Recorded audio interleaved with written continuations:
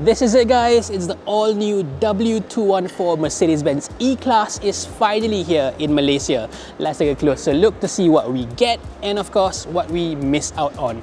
Let's go.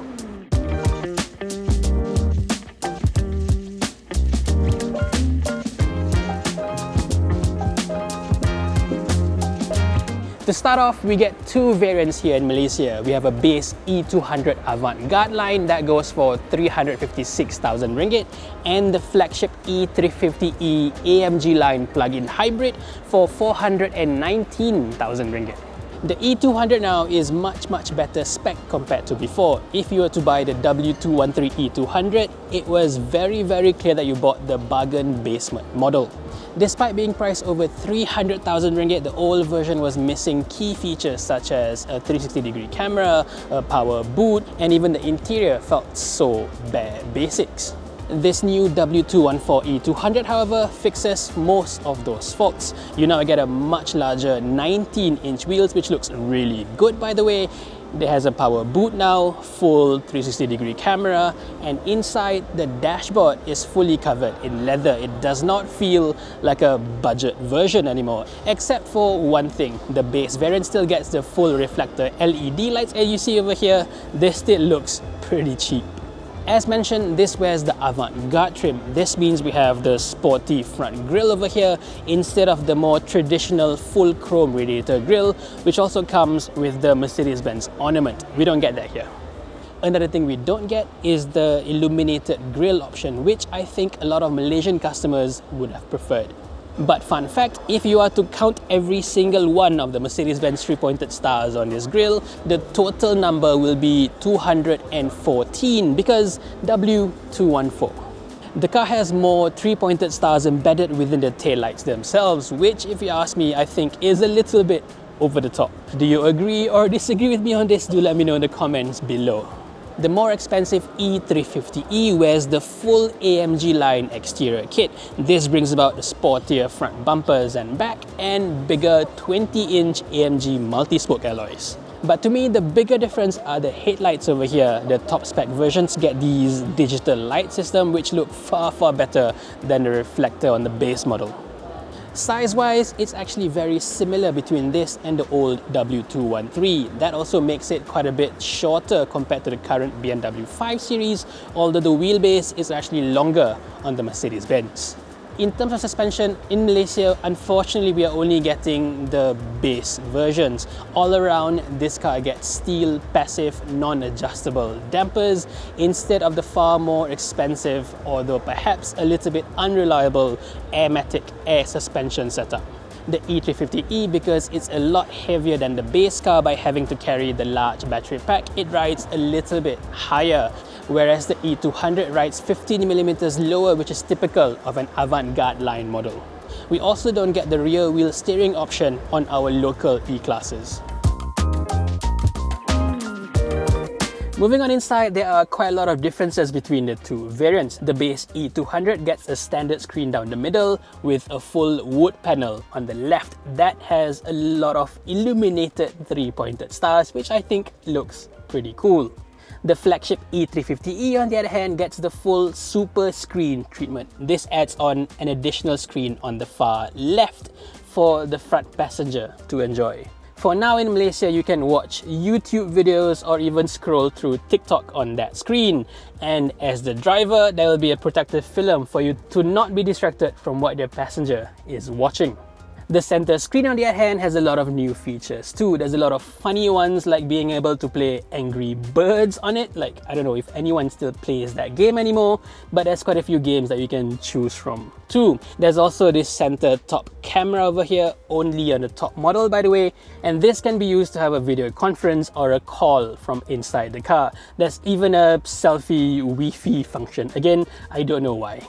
Another new function is the ability to have the center air vents swing left and right automatically. This is something we used to have in, say, 1990s Japanese cars, but we haven't seen such a feature on more modern cars. I think this feature is pretty cool, but I think it borders on overcomplicating simple things like a aircon vent. Why make it so complex?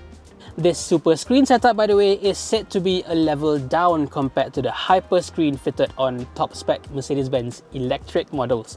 But to me, this is what I prefer more. While functionality-wise, it's exactly the same between the two, this splits the instrument cluster compared to the rest of the dashboard screens. This means that your regular meters can now sit at a much more appropriate, much easier to view angle compared to the far more slanted hyper screen.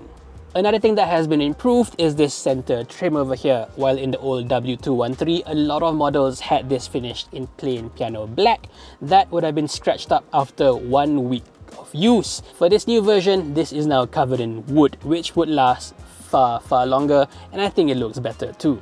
Also upgraded is the audio system. The E-Class now gets bumped up to the Burmester 4D audio system. This has 21 speakers, including inducers within the front seat backrests. With this, you can now feel the bass rather than just hear it. But again, this is reserved on the E350e only. Moving on to the back, it's a typical E-Class affair. You get plenty of legroom and very comfortable seats. This is a big upgrade over the C-Class, and within its class, I'd say is the best one yet. However, in terms of headroom over here, it's a little bit limited, especially on the E350e, because this is fitted with the full panoramic sunroof. The E200 has slightly more generous headroom. Also different is the leather upholstery between the two variants. The E200 gets standard Artico artificial leather, while the E350e bumps it up to proper genuine cowhide. One thing that is the same, however, which I think is a bit disappointing, is the fact that both models now get rear aircon vents without any rear controls. Instead, you get this big hole over there. That does not look good at all, and in fact, this is a downgrade compared to the old E300. As for the boot space, the E200 has 540 litres, which is decent for the class. The E350e, however, only has 370 litres because it has a much higher floor to fit in the large battery pack underneath. This gives it a far shallower load space, which is a little bit compromised. Under the hood, the E200 wears the latest generation M254 2-litre turbocharged petrol engine. Here it has a mild hybrid technology, but the engine itself pushes out 204 PS and 320 Newton meters of torque. All that power goes to a 9-speed 9G tronic gearbox powering the rear wheels, and it can get from 0 to 100 in just 7.5 seconds. Move up to the E350e and you get the exact same engine with identical power output figures as well. But this being a PHEV or a plug-in hybrid, this gets access to a much more powerful electric motor, bumping the total system output up to 313 PS and 550 Newton meters of torque. All that still powers the rear wheels, and this can now go from 0 to 100 more than a second quicker, 6.4 seconds. Just like the C350e, or as the Germans call it, the 350e, the E-Class PHEV gets a 25 kilowatt-hour battery pack, giving it a full electric range of over 100 kilometers on the WLTP cycle. Mercedes-Benz Malaysia says that this is the perfect middle ground between regular petrol engines and a full-blown electric vehicle. With this car, you can enjoy a full EV experience, but if you ever want to go long distance, you can just continue fueling up the car and drive along. This is also the very first PHEV in Malaysia to have DC fast charging capability, which is pretty cool. Lastly, let's talk about safety, and this is a big one. I've mentioned this many times over that Mercedes-Benz Malaysia cars have been under-specced for the longest time here in our country. Finally, they seem to have listened to that feedback, and for the first time, a regular core model, not even a special one, is fully equipped from the bottom up. Finally, that is such a good move. So now even the base E200 gets the full driver assist package plus, which includes Distronic, level 2 semi-autonomous driving, and so on. We are no longer shortchanged. Thank you so much, Mercedes-Benz Malaysia.